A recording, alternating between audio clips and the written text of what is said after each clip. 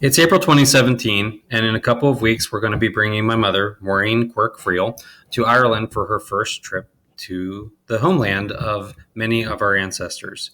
While we're there, we're going to be trying to walk in the footsteps and trace some of the origins of our family. And in this video, I'm going to share a little bit about the Cavana family or Cavana family, and its link is to our father, Ronald Friel, and anyone that's watching this that's related to William Friel, Marie Hogue, etc. You're likely descended from her, and I'm going to share a little bit about where she's from.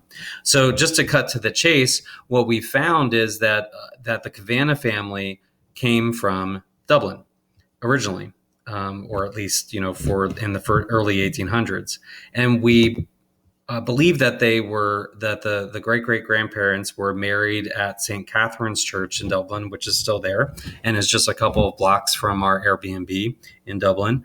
And so we're going to go and visit it.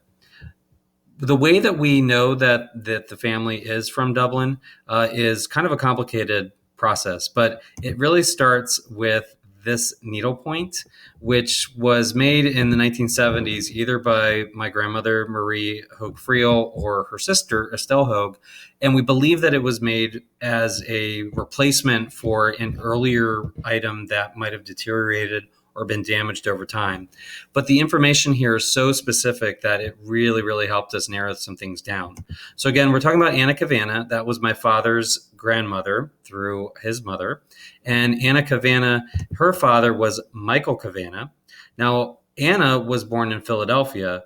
Michael, her father, was born somewhere overseas. And the family history, the lore, I guess, told to us was that the Cavanas came from Manchester. But they are Irish. It's an Irish name. They're Catholics. So we knew that there must be an original origin point in Ireland, but pinpointing that was really, really difficult. In fact, it was kind of tough to find any information about them in Manchester, or at least I was having trouble, until fortuitously, I was contacted by a woman who was doing research on a ancestor of a friend of hers named Emily Cavana.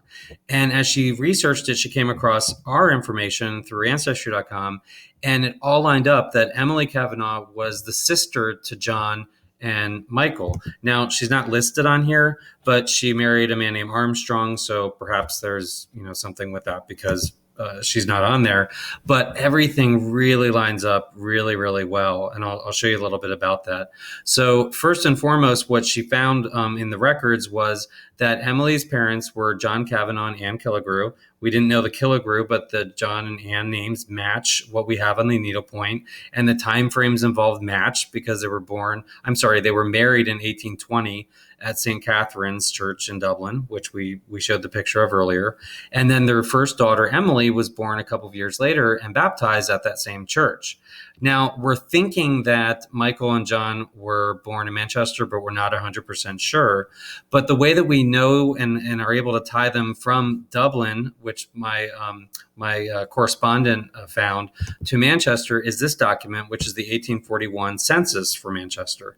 And we see Anne Cavana listed. She's 40 years old here, dressmaker. She has a daughter named Emily, who's 18, and a cotton weaver. And then we've got Michael, 12, a rope maker at 12, and his brother John. And these ages and this year all line up perfectly with the records, or at least close enough. And then what's interesting here is that the husband, John Cavana, is missing, which lines up with the needlepoint because it shows that he died in 1835, and the census is from 1841. So we have some good confidence that this is the case. Theoretically, from a geographical standpoint, it certainly is possible.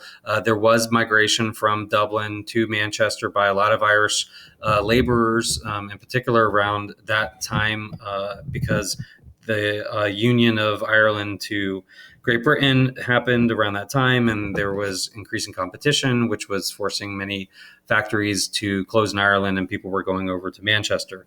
And we know, in fact, where in Manchester they lived. They lived in the Salford district, but we don't know exactly where they lived in Dublin.